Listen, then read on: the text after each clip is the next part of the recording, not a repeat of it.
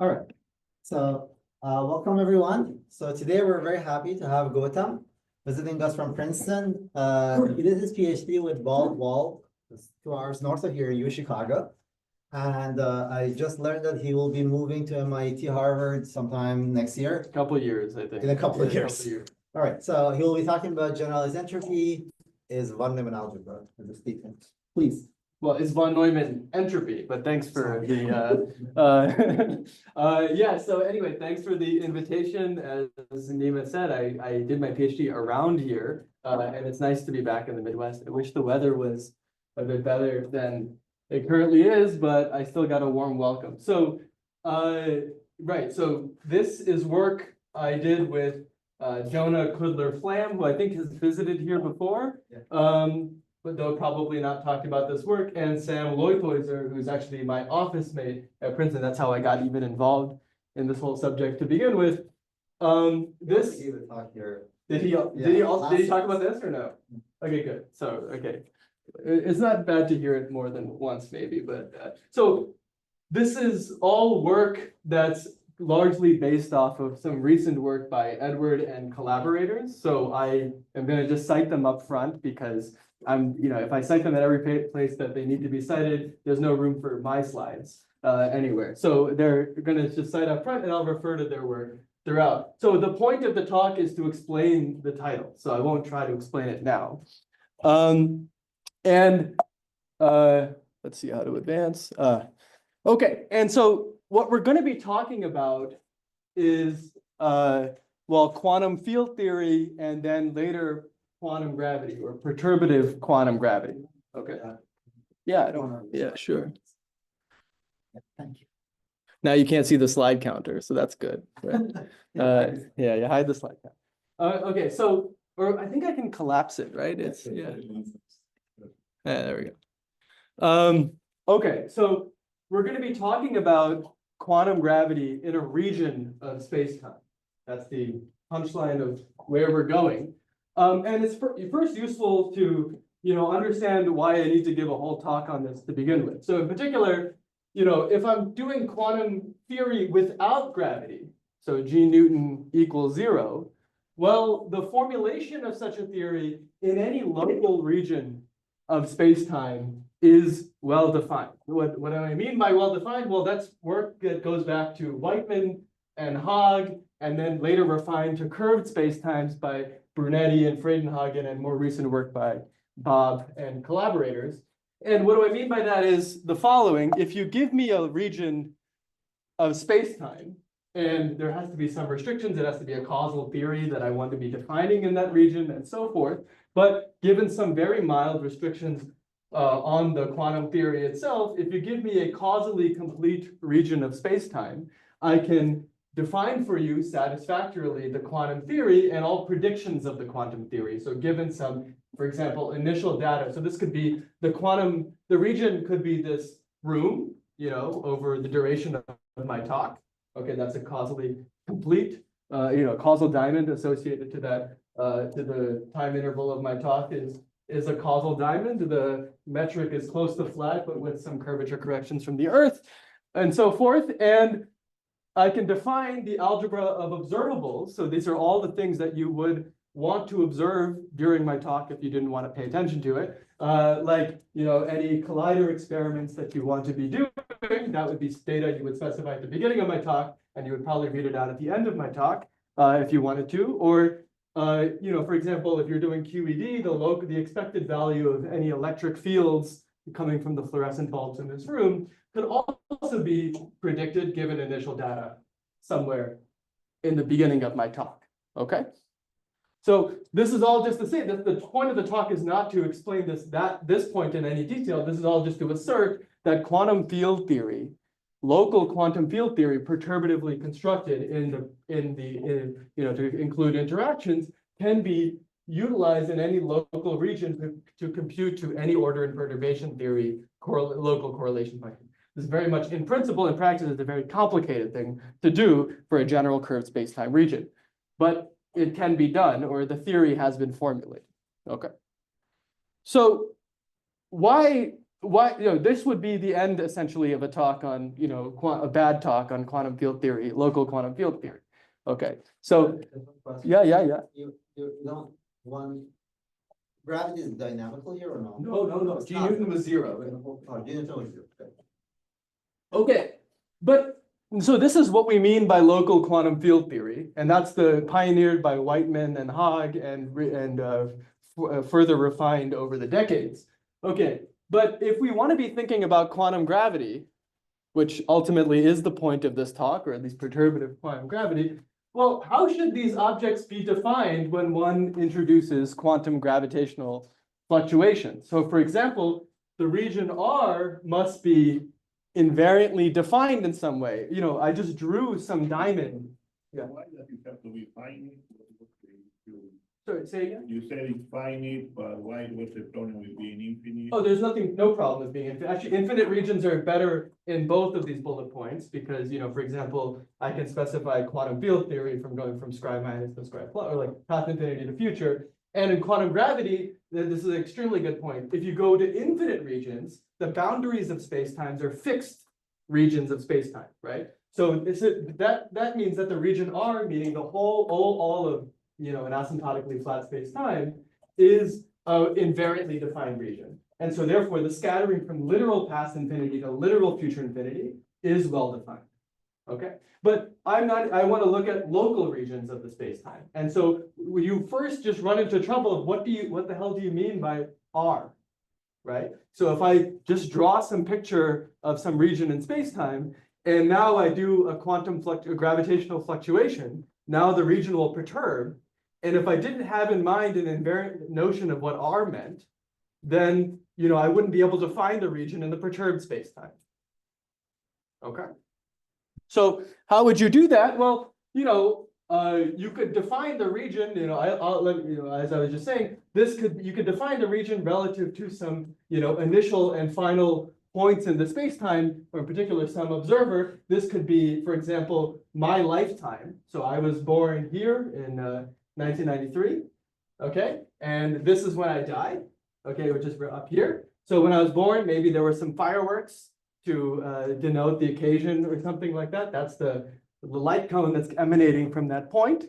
Okay, so now it's being defined relative to the emission of some fireworks. And at the end of my life, I die, and maybe someone blows a candle out or something to denote that I've passed away. That's the backwards light cone of blowing out that candle. And now I've invariantly defined, I claim, the causal region, all the set of points that could have influenced me, and I could have influenced it, is this region R in spacetime.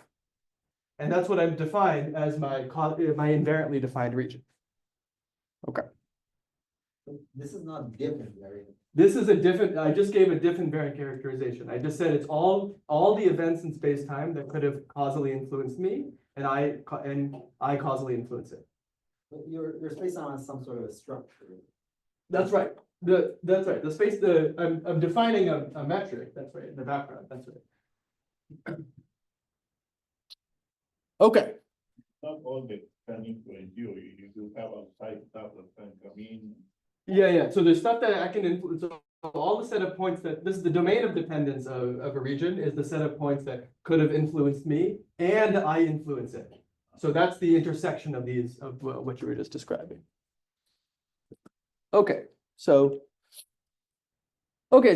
I mean, going on with me, I'll take an egocentric view in this talk. So one would expect that I live for a finite duration. It's at least it's very optimistic to consider that I would live forever. So given any observer in the spacetime, even if the proper time of that observer was infinite, so that again, in the optimistic setting, the observer's vision may be limited fundamentally by a horizon. So for example, there are black holes outside Sagittarius, A stars out there.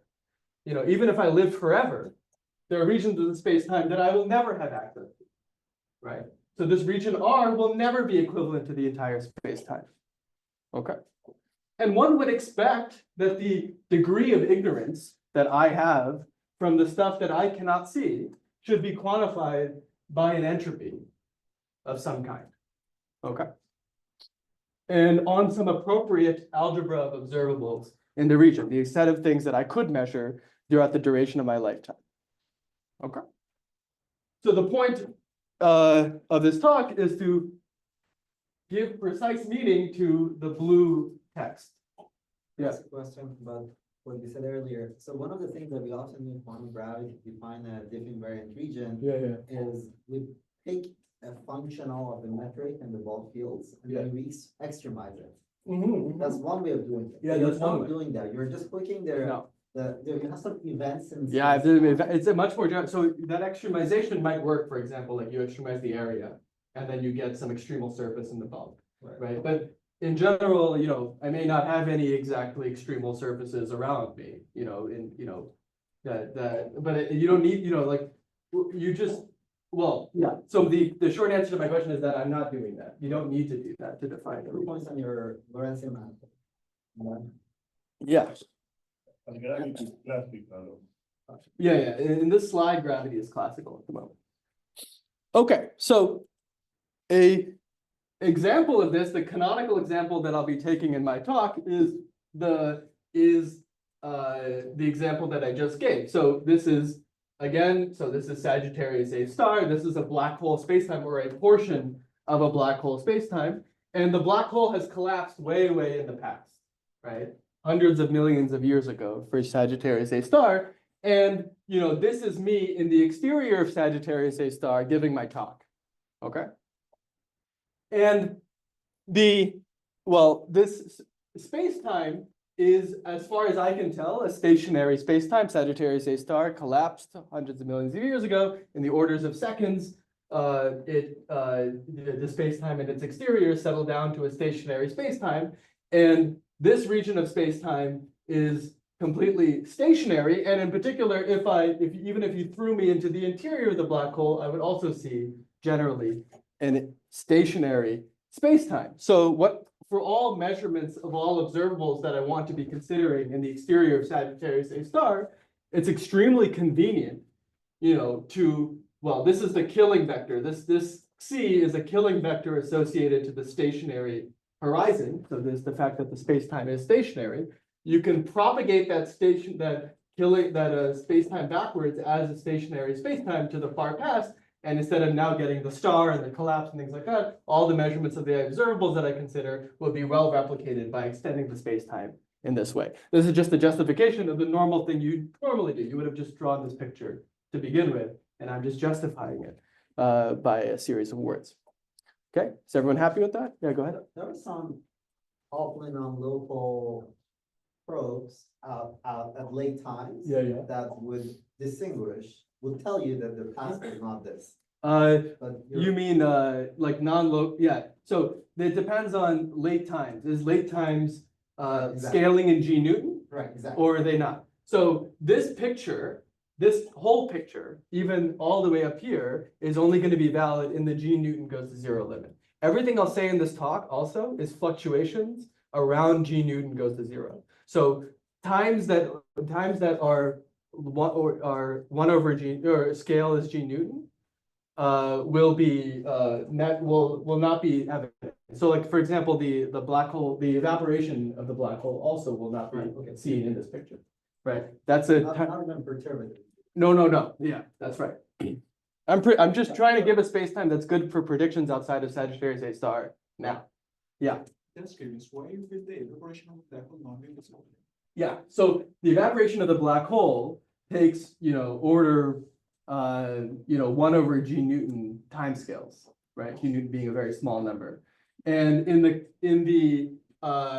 this picture, any picture that anyone draws you is really valid at the G Newton equals 0 scale, right? Because when G Newton is non-zero, then you're allowing for quantum quantum gravitational fluctuations. So when someone hands you a Penrose diagram, they're really telling you what background geometry at the G, that they're really talking about. The background geometry, the G Newton equals 0 geometry that I'm considering is an eternal black hole.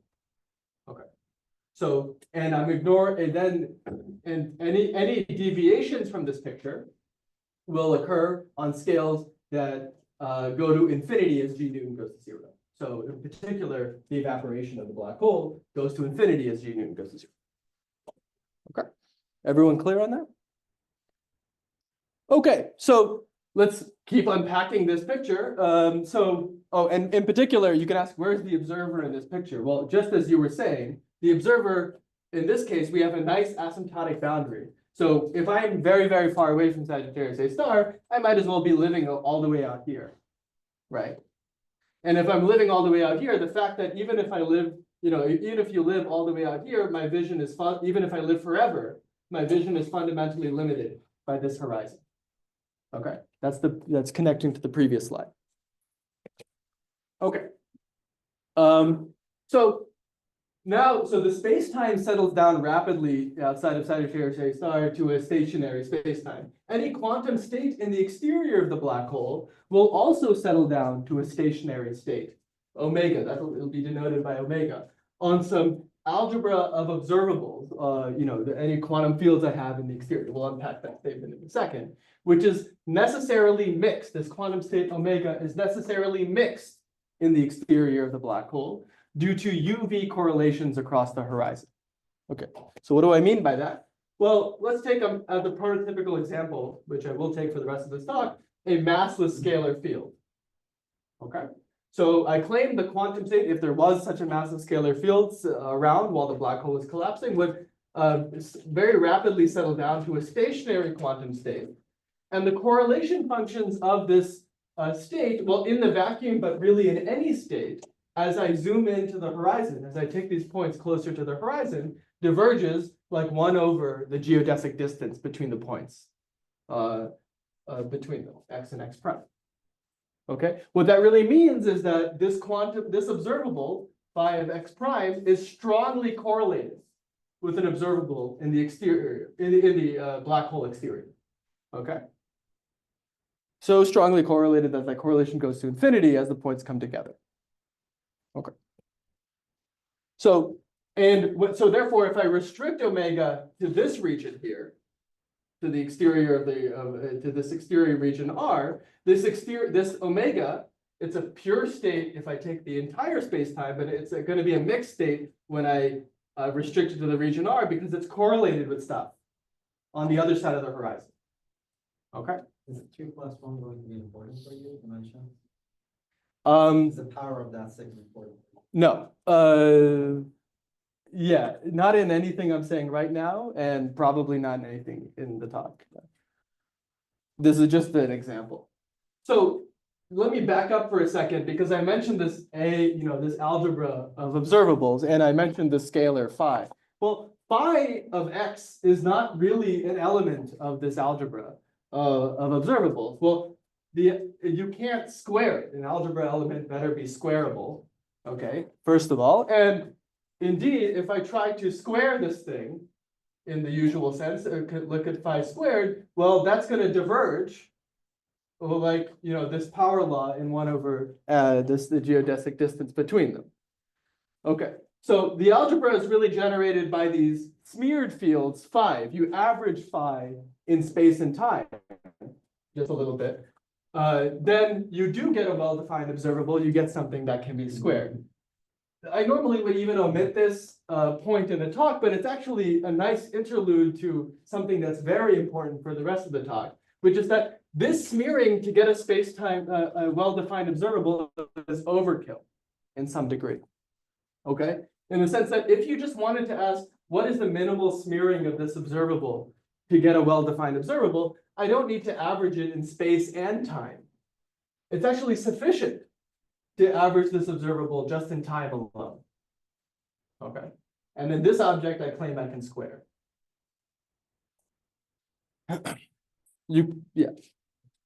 Is it sufficient to be in the space itself, right? No, in the free field theory, yeah. In an interacting field theory, no.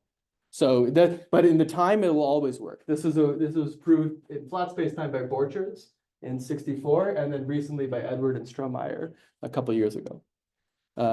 Yeah. Suffices to smear in a direction where the generator is a positive object. Yes. So time meaning any time like vector field. I mean, it doesn't necessarily need to be the killing flow.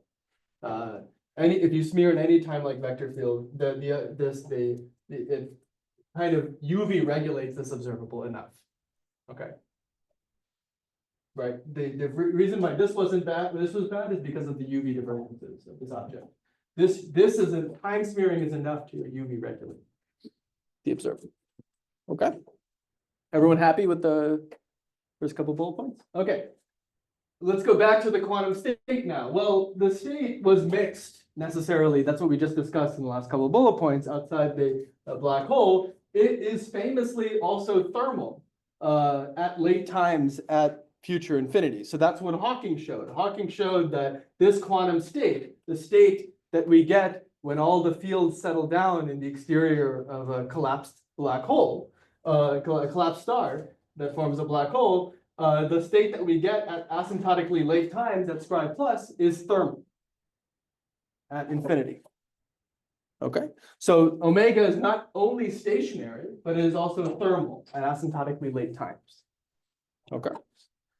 And Hawking knew something about black hole thermodynamics, and it directly implied to him that one should define, well, the entropy of the black hole to be over 4 G Newton. That was, well, the 4 is Hawking, the G Newton, and the A is Bekenstein.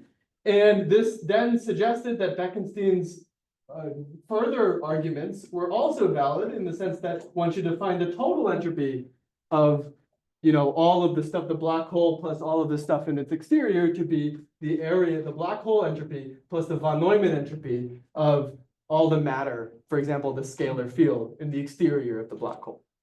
Okay. Cool. So this formula is a really nice formula. Okay, it's really capturing everything that you kind of learned from Hawking's analysis and so forth. However, if you stare at this formula long enough, you start to get confused, I claim, that's the point of the talk at least. So if you aren't confused, then you should stop me here. So both of these terms diverge in the range of validity of the calculation. So we're doing this, we're looking at quantum fields on a fixed space-time background. So we're in the G Newton goes to 0 limit. Okay, which means that this first term is divergent in this limit. And the second term, well, the von Neumann entropy of all the quantum fields in the exterior diverges precisely due to those UV correlations across the horizon that I showed you before. So this density matrix doesn't actually exist. There's no von Neumann entropy of such a density matrix that is finite. And however, well, it has been argued that the sum of these quantities can be renormalized and be well-defined, even though their individual terms were ill-defined to begin with. Okay. So that was the state of affairs in the mid-90s. And so why am I giving this talk? All of these references that I've given so far, except for this one, has been mostly of the last century. And while it was recently shown, so this required some, loop calculations and was not really clear how to do, what the actual underlying mathematical structure of what was going on was. And well, the point of this bullet point is to say that, well, remarkably, it was shown that the von Neumann entropy, so we're going to calculate again a von Neumann entropy, but of different observable. So what is this the von Neumann entropy of? Of quantum field observables on their own, like an electric field smeared in space-time, or phi of f. Okay, but these are going to be the von Neumann entropy of a different set of observables. Okay, what we're going to call gravitationally dressed observables. So we're going to include gravity to some degree. In the exterior of a Schwarzschild-AdS black hole, and in the de Sitter static patch, well, can be computed. That's the first thing. You get some number. Okay, and we'll explain what that number is and its significance, and in a particular sense is equivalent to this generalized entropy. But that exterior includes graviton. Yeah, it does. Because if you don't have any matter, what happens? Oh, no, it always includes graviton. You always include graviton. But the graviton should, so it should work Yeah. So the arguments of this was that if you can renormalize this full quantity, including gravitons, in such a way that the sum is well defined. This was some very, it was not, it was a delicate story. And it was not it was I would say, it was a very nice idea, I think. But I think it was not clear to anyone what the underlying structure was. And the key insight of this bullet point here is that if you actually go to the quote correct observables, so the observables that obey the gravitational constraints, and I'll explain what that means, then the calculation becomes much better constrained and defined. Okay, yeah. So the Satishchandran and all the work that followed it, did we ever actually renormalize this? Like you can do. They gave arguments. But No, not in the sense, not in the. confusion about this has always been the following statement, that Neumann entropies famously could not be renormalized by adding counter terms. Right? So by saying that there is just some sort of counter term you could add and counter. Well, I mean, can I table this, that for later, because the point of the talk is to give you a completely different perspective. So if you're happy with the other perspective, then we don't have to talk about that. Okay. Okay, so is everyone happy with this slide? Okay. So what I'll do first, and I mean, I don't have to get through much, but what I first want to explain is what did Edward do and collaborators. And I'll first start in the first case they considered as Schwarzschild-AdS. Okay. Oh, I should say, what is the point of this talk? So Edward did this. Yeah, Edward and collaborators did Schwarzschild-AdS and considered the de Sitter static patch. The discussion on the previous slide was much more general, right? I was just saying, any invariantly defined region in space-time should have a well-defined entropy that I should be able to calculate in some way. Okay. And in particular, why this restriction to Schwarzschild-AdS? Why restriction to cosmologies that are exactly de Sitter? These there are other universes with cosmological horizons. There are other universes with black hole horizons. And if these arguments are going to hold any water in more general scenarios, there better be a universal picture going on here. Okay. So what I'll do is in this talk is extend this to arbitrary black holes and arbitrary cosmological horizons. Emerging from inflation. That's going to be a key. Okay, so that's the point, but let's review what Edward did originally with Jeff and Ben. So that's the Schwarzschild-AdS. Okay, so this is the Schwarzschild-AdS spacetime. It's the Schwarzschild, or it's the black hole because of this scary place in the interior. We're not going to talk about that at all. And this is the exterior region R of the black hole a black hole exterior. And now, as opposed to this asymptotically flat boundary that we had before, we now have this time-like boundary. Okay. So you hopefully are somewhat familiar with that. And in AdS, the black hole is in thermal equilibrium. So the Hawking radiation that comes from that propagates and hits the boundary of the black hole of the AdS spacetime and reflects back and puts the black hole in total thermal equilibrium. Okay, so it's in total thermal equilibrium with its environment, and so this quantum state, the stationary quantum state that the black hole ends up in, is globally thermal on the algebra of observables in the exterior. Okay. So now I mentioned, gravitational constraints and so forth. So how are those going to enter into the game? Well, these quantum fields phi, phi of f or phi of x, like the point in space-time, are not diffeomorphism invariant. I could move the point around or move this function around in space-time by a diffeomorphism. And one can construct physical observables by defining this object by gravitationally dressing this observable to either the boundary or another gravitating body in the spacetime. And we're going to see examples of both in this talk. Okay. So how do we do that? Well, we need to be solving perturbatively Einstein's equation. Okay. And treating phi of f, so recall phi of f is a test quantum field on this background spacetime. But now we're going to perturb it. We're going to back react it on the spacetime. And treating phi as a first order perturbation of the background implies that, well, if phi is a first order perturbation, it'll enter Einstein's equations by the stress tensor, which is quadratic in the fields. So it'll yield to second order perturbations in the gravitational field, which we then must quantize. Okay, some of those perturbations will be graviton, but I'm going to focus in order to solve these back reactions equations, focus on a particular mode of this perturbation. Okay, so what am I saying here? Well, this T is the stress tensor of the quantum fields that we just back reacted on the spacetime, the delta squared T, noting that it's a second order perturbation. Okay, the total energy of these quantum fields is denoted here, where C is the killing vector, the horizon killing vector that I gave you before. And if I plug this into Einstein's equations, what this says is that the total energy of the quantum fields is equal to the perturbed left ADM mass minus the perturbed right ADM mass. Okay, so if I want to put some quantum fields in the spacetime, I have to raise or reduce some masses in the spacetime. Okay, that's what this says. Okay.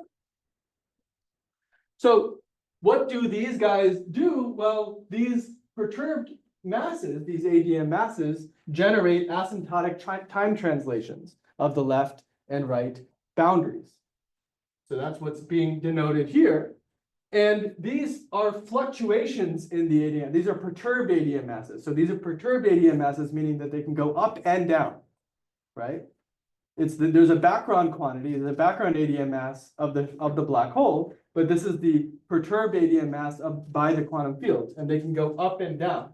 And so you can quantize this mode of the gravitational field on L2 of R. So basically allow for fluctuations in the perturbed mass of the left and right boundaries. Okay. So what do these correspond to? Well, this really corresponds to intrinsic fluctuations of the black hole mass at order g nu. Okay. And note there's an equation relating them. So you're allowing them to fluctuate, but if you fluctuate one and then the other one is determined for you by the quantum fields and this expression. Okay. So they're not entirely independent, and we're going to impose that constraint in a second. Sorry, can you go back? Yeah.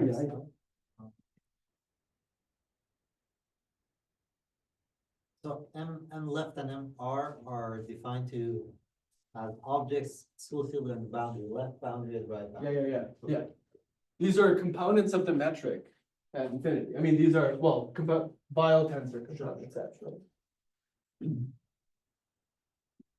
Okay. Okay, so now where's this constraint coming from? I just wrote down an equation. But the perturbed mass, we're talking about I want to look at the algebra of observables in the right wedge. Okay. And indeed, the perturbed ADM mass in the right wedge should live in that algebra of observables, and I will demand it so. But more importantly, the algebra of the perturbed ADM mass in the left lies in the commutant of this algebra. I don't want it to affect any of my observables over on the right. And therefore, this means that all of my physical observables must commute with this guy here, which means it must commute with this combination of translations of the bulk translations of the quantum fields together with the right ADM mass. Okay. And so the physical algebra of observable, the algebras that I'll call the dressed observables now. So these are no longer quantum field observables on their own. They know about this perturbed ADM mass, they know about gravity, are these ones here. You just take the original quantum field observable that I had before, and you conjugate it on either side with a generator of time translation multiplied by this asymptotic time on the right. So you can kind of pictorially think of it as the left-hand side expression where if TR was a C number, then this is literally what it would be doing. It'd be taking the bulk time operator and shifting it by an asymptotic. Okay. And I claim this observable commutes with this guy here. With this, that's kind of clear. If you think about it in this way, this guy HC generates time translations in this unbolded T. This MR generates time translations in this TR. So the difference will be invariant. But something that this business confuses me always is that even though we do talk about these Hamiltonians on the left and right, these are outer automorphisms. Right? Yeah, they're not in the algebra to begin with. They're not in We're the algebra. including them in the algebra. That's the key. If they were already in there, then we would have. Yeah, that's right. Yeah. Correct. They're outer automorphisms. So I can think of Rendler space, Mhm. quantum field theory, right? Yeah, yeah. And then I can try to make sense of left boost and right boost. Yes, yes. That what you're gonna say is that you could include the left boost in the algebra of the left, Yes. and then say there's a constraint that relates to left and right boost. Yeah, But yeah. that's not what we usually do. Well, you can think of it either way. Like the way I'm presenting it is you do this way, right? But you can conjugate this algebra and think of it as you're just including this right mass here. Sure. No, Yeah, so don't, understand. I mean, I'm giving unitarily equivalent pictures is what I'm claiming. Correct, Like, I understand. so it depends on your flavor. Like the way Edward and collaborators presented it was the way I just said it, which is not the way I'm presenting. Like where they just include the quantum fields and they conjugate this algebra and they include only just the right ADMS. That's cross product. Yeah, that's cross product. Yeah, that's right. So you can take your pick, I think, in terms of I find this a bit easier to think about, in particular, these observables. Now, I like to think of local observables and how they change when I add gravity. You can literally see how they change when I add gravity in this picture, right? You're literally conjugating it with this. So can you say again, your picture does not cross product? No, it is cross product, but it's not the standard form. If you conjugated this guy with exactly this, like undo this Right. thing, then you need to conjugate here and you'd be left with just this ADMS. Right. Right ADMS. That's the standard representation up to unitary. Okay, so this, the basic point, if you didn't follow all of that, the basic point is that I imposed gravitational constraints. I got a new algebra of observables, okay? They're no longer equivalent, maybe give me 1 second. They're no longer the equivalent to the ones I had before. They're the ones generated by this together with this, they're the ones generated by these dressed quantum fields, okay? So the question is, what is this new algebra?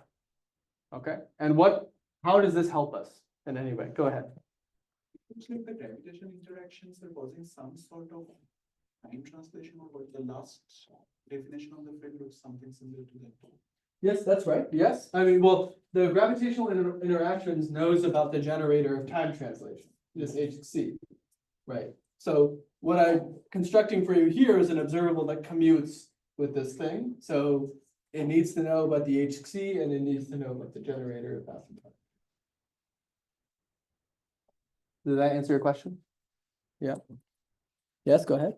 In the last line, I had T minus TR, the T there is the bulk time, right? Yeah, T is bulk. Yeah, if you don't find the left-hand side useful to think about, just look at the right-hand side. But that's why it's an equality, I guess. But the left side is T is the bulk time, and if TR was a C number, this is exactly what you would write down. And I'm just giving a pictorial. You should think of this just more like a heuristic. The right-hand side is the well-defined. It's killing time. Killing time. T is the killing time of the bulk. Yeah. So ER is the asymptotic time. Yeah, it's this asymptotic. That's right. Yeah. So you're shifting it by some operator valued amount. Oh, it's not it's operator. Yeah, it's an operator. Yeah. Yeah, you could diagonalize this thing with respect to TR, and then it would make sense for every TR. I mean, that's the sense. If you don't like this side, look at the right hand side. Yeah. I'm making this comment because we're watching some talks about this recently. It is very much like what people do in quantum reference, right? That's exactly right. Yes. And then it'll be even more like that. They normally don't dress to infinity, but there'll be like some other degree of free. They just do something, yeah. For you, it's also something, because it's Yeah. an event in space-time. Yes, that's right. Okay, so what are these algebras? Well, it's useful, probably, who works with Neumann here? Okay, so actually, a lot of you might not know. So the algebras are classified by their so-called entanglement structure. So this is work that was, done or way, long time ago, 1930s, and later refined by Kahn in the 70s. And this entanglement structure and their classification is useful to understand the kind of algebra we just ended up with. Okay. And so what are these? Well, the first one is type 3. So I claim we already saw this one. Well, this is an algebra that doesn't admit any pure states. Okay, so every operator in the theory is in some sense correlated with an operator in the commutant. Okay, so it does not admit any pure states, but much worse is that it does not admit any density matrices. So recall, that's what we just encountered in the case of the exterior of the black hole. We tried to write down this row of the exterior and calculate some von Neumann entropy, and we got infinity. That's because of the UV correlations. So it's not only does it not admit pure states, but they're so strongly correlated that the density matrices don't make sense. Okay, so if you do any local quantum field theory, you're going to run into that kind of problem. The other one, I'm going to skip a number for a second, is type 1. That's the nice case. That's the one you study in QFT classes, as I think Nima is currently teaching or something, where you're specifying quantum state over an entire Cauchy surface, an entire T equals constant surface. When you don't cut off the regions at all and you specify it over an entire surface, then that admits pure states and admits density matrices. There's no UV correlations with everything specified everywhere because you've specified it everywhere. There's nothing else to be correlated to. So global quantum field theory on a complete Cauchy slice is an example of type 1. Okay. So type 2 is intermediate in both, its quality and its number, I guess. So this is the case where it does not admit pure states. So it's still retaining some feature of the fact that every operator is correlated to some degree with an operator in the commutant, but density matrices and thereby entropy are going to be well defined up to a state independent constant. So we're going to see this constant appear everywhere in the talk.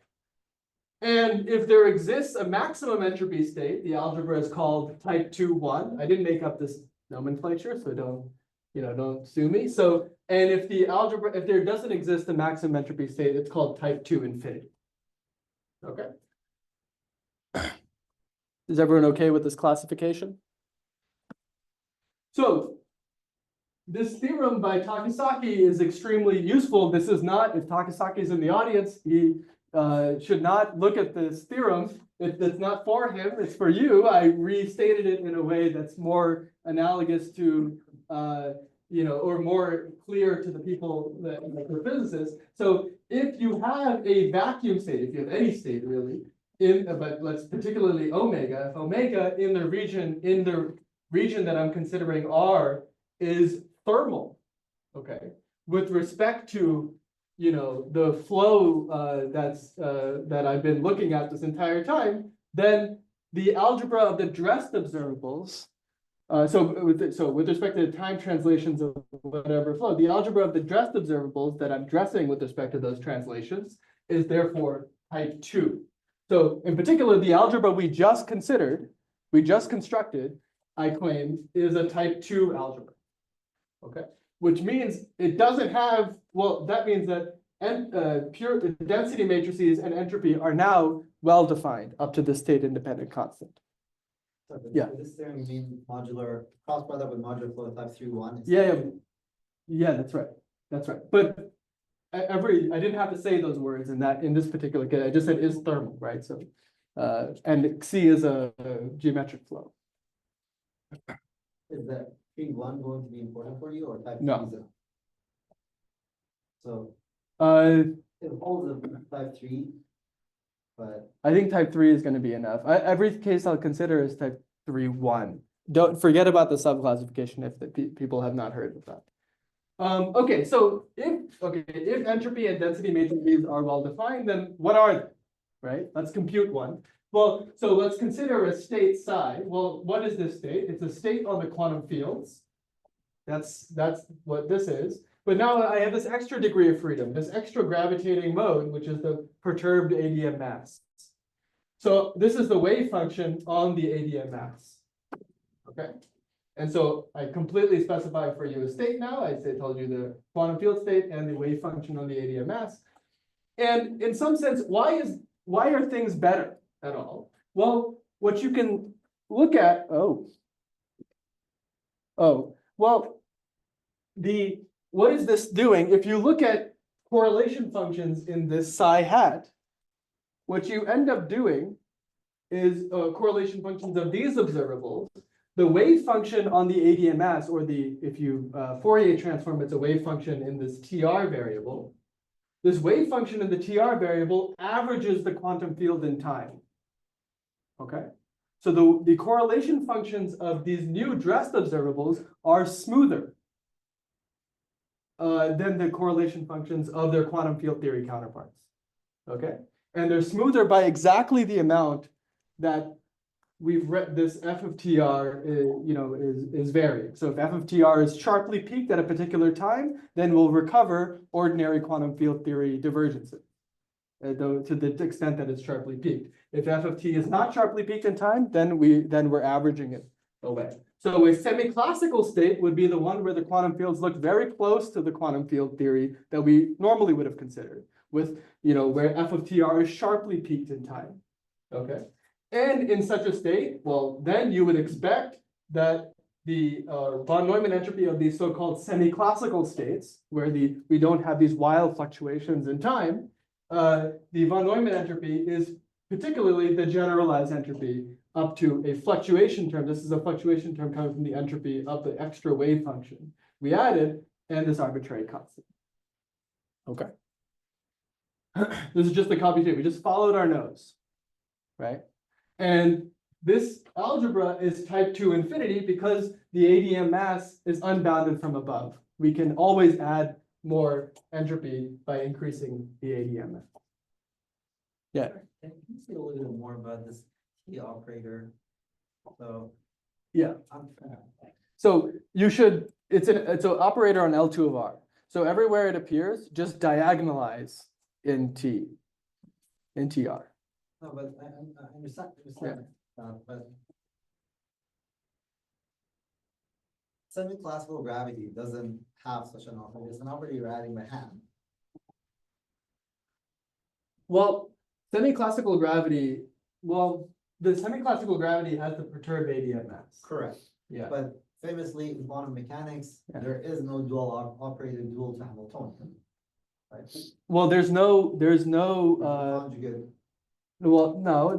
So what I would say to that, there is no time operator that you can write down that doesn't have, well, if the mass is bounded from above, bounded from below, then there isn't a self-adjoint time operator. Correct. This is not bounded from below. This is the perturbed ADM mass.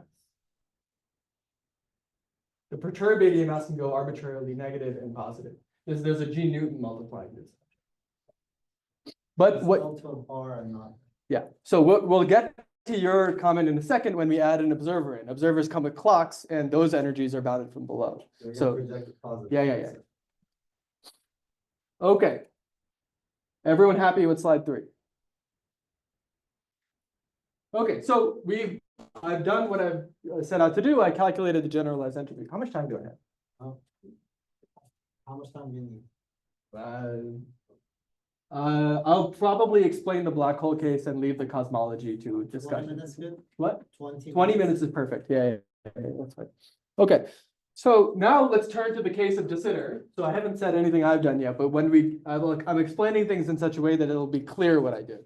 Okay, so let's now consider the algebra of observables in de Sitter. De Sitter looks almost like the Penrose diagram before, but it's completely different. Okay, in particular, the asymptotic boundaries are not space-like as before, and it's a closed universe actually. Okay, and the region R now corresponds to the domain of dependence of an observer in that space-time, a time-like observer in that space-time that lives forever. An idealization, optimistic idealization. Okay. And in particular, it has a lot of the character of the previous discussion. In particular, if I take the quantum state, the Sitter invariant state restricted to the region R, it is thermal in that region. It's called the Bunch-Davies state, and it's thermal in this exterior region R.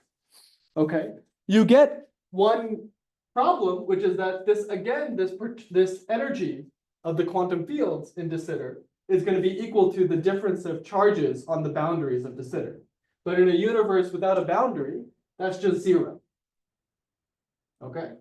And this yields a trivial algebra. So the constraint on my quantum fields now is that everything has to be time translation invariant.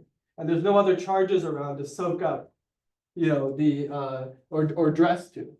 So this will yield a trivial algebra, since the only operator in the region R that satisfies this condition is the identity. The way to get around that is to obtain a non-trivial algebra. You endow that observer that I gave before with a clock, with some energy. Okay?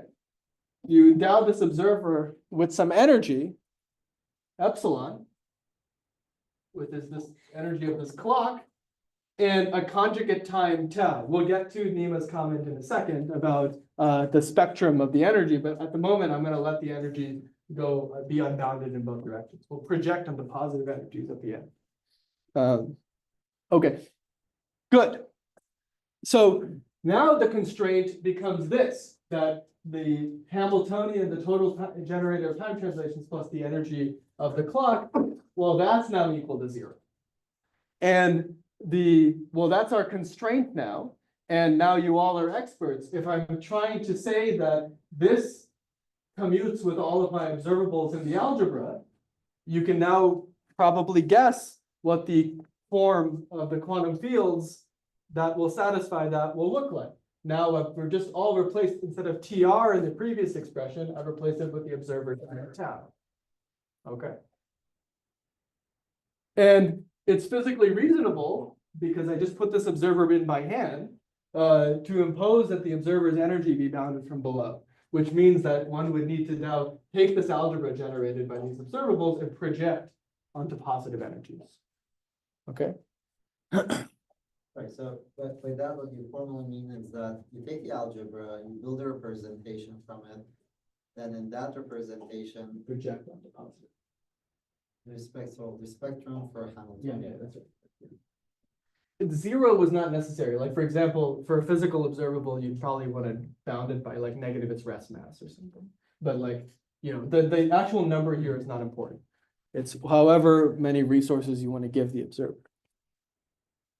You do agree that this projection will make tau operators obscure. Well, it won't make it obscure. It won't make it, it means that the tau is not self-adjoint.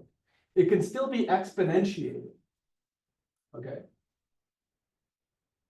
So its exponential is totally well defined. But the tau operator itself will not be a self-adjoint operator. Note that the tau operator, yeah. So we still write this equation. You can still write that equation, yes. Okay. Yeah. So now the horizon area is now bounded from above. Why is that? If I put the observer in the space-time and I give it some energy, it gravitates and contracts the area of the horizon. So the horizon area, if the observer's energy is bounded from below, that means the area is bounded from above. And that means that the algebra, there is a maximum entropy state. Okay, so the algebra is type 2-1, and the entropy of any semi-classical state, again, is the generalized entropy. Okay, so in the last 10 minutes or so, let me just explain. Well, this was all using a very particular set of assumptions. And the question is, well, this worked for Schwarzschild-AdS, and particularly for de Sitter, and I'll explain what happens in more general cases. But I'll present it for the asymptotically flat black hole, and I'll present it in a way that you'll see how it works for everyone. Okay. Okay. So this is an asymptotically flat black hole. You already saw this picture, so I'm not going to explain it again. Most importantly, Hawking showed that omega, this quantum state, is thermal for the asymptotically late times at Scri plus. It is not globally thermal in the space-time. This is a black hole radiating out into empty space. And it is not globally thermal in the exterior of the space-time. That's one key thing. So, but again, it doesn't, I mean, just because one of our ingredients in the previous calculation is not present doesn't mean we can't do the calculation. So if Einstein's equations, again, is going to relate the energy of the fields on my space-time to the perturbed area and ADM mass, okay? So let's take a Cauchy surface for the black hole exterior and interior. This is one such surface. The energy is, again, the total energy integrated on this Cauchy surface, and Einstein's equations relates this energy to charges on the boundaries of this surface. Okay. The one such charge is the one you already mentioned, or you already saw. That's the ADM mass at spatial infinity. Okay. The other charge is essentially the perturbed area. I have to give you a formula, but it's essentially the perturbed area. What you do is, what this charge is, if you ended this slice on the past horizon, but at a finite time, then it would be given by this guy here, where it's the perturbed area plus a correction term. But this correction vanishes as you go off. So it's essentially the perturbed area as you go off here. It looks like I'm hitting the singularity. That's an artifact of the Penrose diagram. You know, it's hard to see in the Penrose diagram. Okay. So that's the formula, but again, what is the constraint? The constraint is going to be that all the observables in this region commute with this charge. So commute with a combination of ADM mass and generator of time translation, just as before. And now you all are definitely experts. You know exactly what the physical observables are of the theory. You know, which are particularly the observables dressed with these conjugated by the asymptotic time translations. However, you know, so everything is exactly as before, but the black hole is not in equilibrium. And one cannot directly determine the type of the algebra just by saying that we have these observables. Okay, even though it's very reminiscent, all of the arguments I was making about time smearing and stuff of the states is going to go through, but we cannot use Takasaki's previous theorem to argue anything. Yeah, go ahead. So Yeah. you are taking G to Zero. to ignore Hawking evaporation. Yes. Why are not in equilibrium? Why are not? I mean, it doesn't radiate anymore. It does radiate, but it radiates forever. It doesn't. So you ignore the back. Sorry. Yeah. Is it? Hawking's calculation shows that it radiates, but if you, first word, yeah. Okay. So what is this thing? Right? What is this algebra in terms of our classification? Well, the determinant type, it's useful to go back and look at our quantum fields and express them in terms of initial data. Okay, so it should not be obvious to do. That was the whole insight, but it's useful, I claim, to do so. So what am I talking about? Look at some quantum field observable in the bulk of the spacetime. Okay. And what I want to do is this observable and all of its other ones generate the entire algebra here, right? What I'm going to do is take this observable and propagate it backwards in time using the equations of motion. So I'm going to propagate this observable backwards in time, and what you can prove with some help from my colleagues in the math department at Princeton, you can show that the algebra of observables in the bulk of the spacetime is equivalent to the product of the algebra generated by observables on the past horizon and the observables at Scri. Why is this not obvious? Is because there are null geodesics, for example, that just go around the black hole forever. As everyone's seen the New York Times, the photon ring. There are null geodesics that go around the black hole forever and never go to either of these boundaries. However, that's an unstable surface. And in general, a quantum field, if you're propagating a quantum field, will decay away from the surface. And to prove this statement, you need that decay. Okay, right, algebras are tensor products, these are one-Neumann algebras we're talking about. Well, at the moment, I'm thinking of just the star algebra. So the C But star yeah, algebra. the von Neumann algebra would also be a tensor algebra.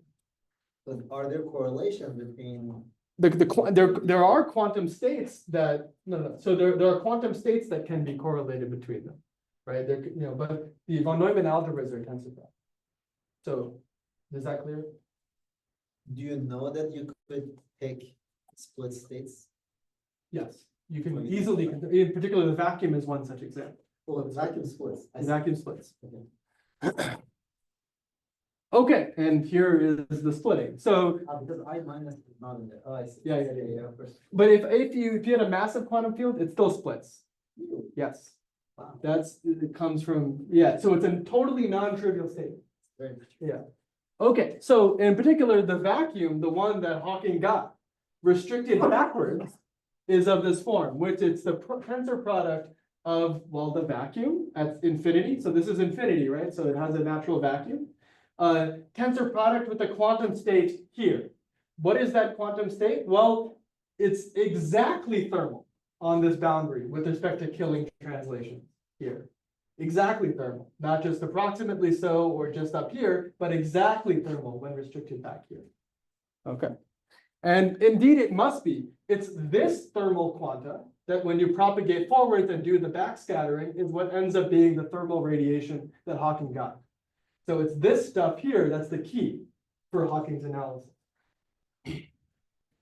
Okay, so it directly follows that this algebra, now if I restrict these observables to this algebra, which I claim generate half the algebra, is type 2 infinity.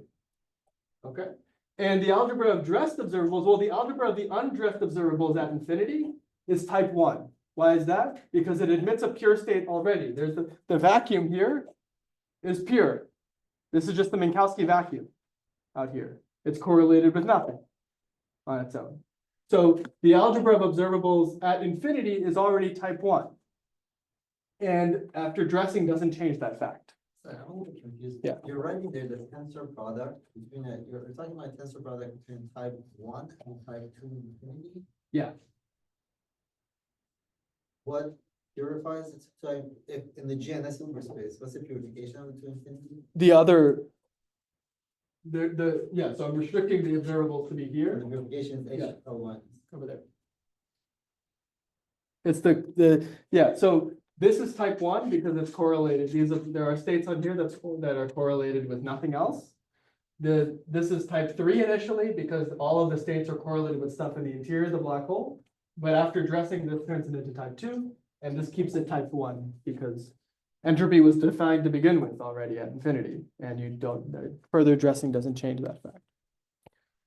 Okay, and the von Neumann entropy of any semi-classical state is again the generalized entropy. So let me give a concluding remark and I'll be done because I don't want to keep you guys too long. So the title of the talk is generalized black hole, or the title of the paper is generalized black hole entropy is von Neumann entropy. It's not generalized black hole entropy in asymptotically flat spacetimes is von Neumann, it's any black hole. So the point is that if you give me the algebra of dressed observables in any stationary black hole spacetime can be constructed in the exact same manner. There always exists this stationary state. It's not necessarily thermal everywhere, but it always exists, this stationary state. And while omega is just not necessarily thermal, it's always thermal on this past horizon. This is the necessity of Hawking's original calculation, essentially. Yeah. I'm not remembering them well. So your case is more general than bifurcated killing price. No, it's always bifurcate killing. It's always bifurcated. It's always bifurcate killing. Because you want to be exactly thermal. I wanted to be exactly thermal. Yeah, but it's always bifurcate killing, but you don't always have that it's thermal in the entire exterior, but you always have it's thermal on this past horizon. That's enough for the argument. And every bifurcate killing horizon will then contribute a type 2 infinity algebra. Okay. And any data at infinity will always contribute a type 1 algebra. The full algebra is always going to be type 2, and the entropy will be given by the generalized entropy. This applies to any higher dimensions and arbitrary theories of gravity with positive energies. So like the spectrum of the energy operator is bounded from below. For example, black holes in de Sitter spacetime out of equilibrium Each horizon contributes a type 2 infinity factor. This is something that cannot be handled by Euclidean methods because of the fact that you have two different temperatures, but it's totally straightforward in this analysis and gives you that the von Neumann entropy is the generalized entropy. So the talk also had stuff about cosmological space-time. Oh no, so this is the picture I was trying to give, which is that this is Schwarzschild de Sitter. This is the Schwarzschild part. This is the Sitter part. You put it together.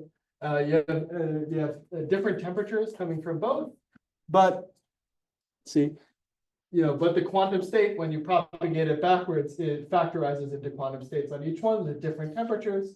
Each one contributes a type 2 infinity factor, and the total algebra factorizes. Also, the punchline is that, you can show that the Schwarzschild de Sitter is also type 2 infinity. If the spacetime contains a black hole, then the entropy is unbounded, since the area of the black hole is always not bounded from above in this perturbation, and the algebra is type 2 infinity. There's a story with cosmological horizons that I won't talk about. So this is the one sentence, the tantalizing picture of a cosmological spacetime that comes from an inflationary universe. I wonder if I have, the inflation in the past and then goes to the future. You can run essentially the exact same story, where now you use this past horizon of the cosmological, and you can show that the inflaton is exactly thermal here, and in particular, the algebra is type 2. Importantly, we show it's type 2 infinity. So this looks like it would be exactly the same as the de Sitter story, but there's one particular mode, the zero mode of the inflaton, that fluctuates the area of the horizon up and down. So it's like exactly yes when you say it's this is. No, sorry. This is just the future. This is not ADS, right? Because the square plus is here. No, I'm saying in terms of Penrose diagram. No, Penrose diagram. This is the top half of de Sitter.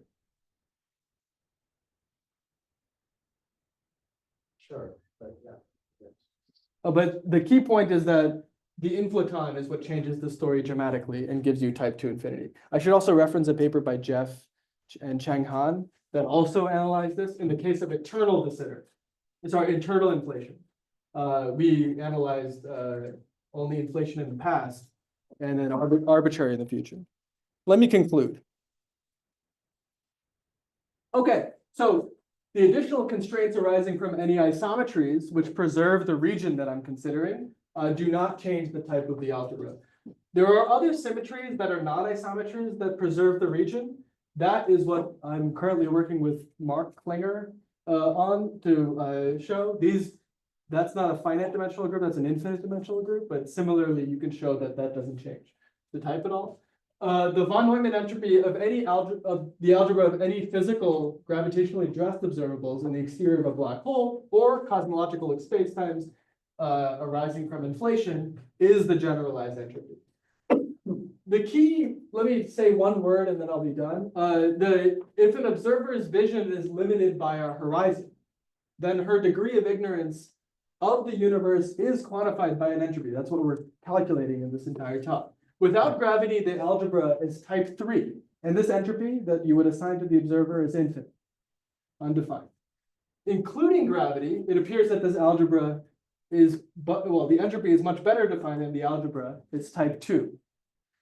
What is the expectation more generally? I gave you specific examples. I tried to generalize it to lots of different scenarios, but given a causally complete invariantly defined region R, so going back to the beginning of this talk, if there exists a family of spacetimes, so given this region, gives a family of spacetimes where the horizon area is unbounded, let's say parameterized by, let's say, one parameter lambda or something, is unbounded. So lambda in a lot of my examples could have been the mass of the black hole. In the example I didn't talk about, it would have been the inflaton zero mode. Where the horizon area is unbounded from above, then the algebra of semi-classical fluctuations about it is type 2 infinity. This was argued at some level by Edward in a paper of a couple of years ago. And this, I would claim, is essentially showing this is the case, at least in all the examples that I've worked out so far. So this seems to suggest a deep and unexpected connection between the physical observables of quantum gravity and the generalized black hole entropy, two things that I certainly have worked on in the past, but never thought that they were connected. And let me leave you with this nice picture of a bridge. Okay, I'll end there.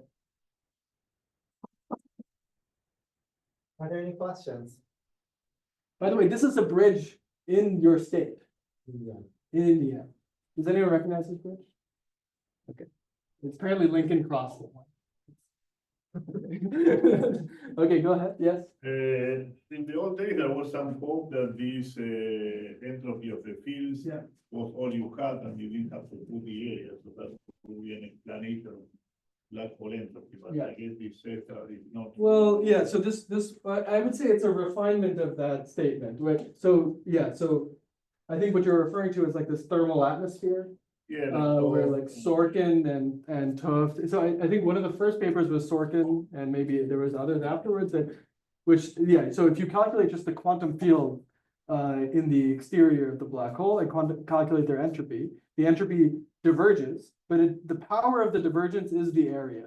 So you would think that then, you know, if I put some Planck scale cutoff, Yeah. but you know, I was always a bit, I mean, I wasn't around probably then, but when I heard about that, was a little unsatisfied because, you know, okay, you put the cutoff, but how do you get the numerical coefficient? You know, there's a 1/4 that's really important in that story. And in particular, in alternative theories of gravity, to the extent that this calculation is well defined, you don't want the area, you want, you know, the walled entropy. This reproduces the correct answer in all cases, and I think the key difference is that we're using the right observable, where the quantum field observables on their own don't know enough on how to regulate themselves in a way that gets you the right answer. Whereas in quantum gravity, if you actually pose quantum gravity and do the calculation, it seems as though you get the right answer. Well, the conclusion is that that doesn't work. You have to Well, put the area. yeah, that's right. But I don't want to. I don't want to put down a good idea. But like like the idea of the thermal atmosphere in the exterior of the black hole. Like, you know, when I go to this picture here. Sorry. Yeah. So the key are the UV correlations of the quantum fields. You know, all of this stuff, will go off and hug the horizon and become the Hawking radiation at infinity. This is the thermal atmosphere, right? This is exactly what Sorkin was calculating and getting a divergence. So in some sense, like this is the key modes, you know, the key fields, like the key aspect is really the stuff in the exterior of the black hole. And we're formalizing that in some way, but I think counting it in the right way is the thing that was missing. I understand this correctly that you're somewhat different. What you're defining, correct me if I'm wrong. Yeah. At the end of the day, is the delta S. Yes, yeah. Oh, that's So one what key. they wanted to do Yeah, was yeah, an S. yeah. These are apples and oranges. They're I very don't different. know if they're apples and oranges, but they're like differences of apples versus apples. I don't know. One Like is type 1 entropy, the other one Yeah. is type 2 entropy. That's right. That's right. But Very you could have tried even in the Sorkin thing saying that differences of von Neumann entropy is supposed to be the Sure, what's it? differences of quantum field von Neumann entropy I- on their own is supposed to be the entropy of the black hole. This is demonstrably false, right? But it's in the spirit of it, you're getting a similar outcome, right? You don't have microstate counting. That's all. You don't have microstate counting, but I think you could have viewed the arguments by Tuft and Sorkin without Correct. those words. Any other questions? If not, let's thank Gautam. Thank you. Thanks.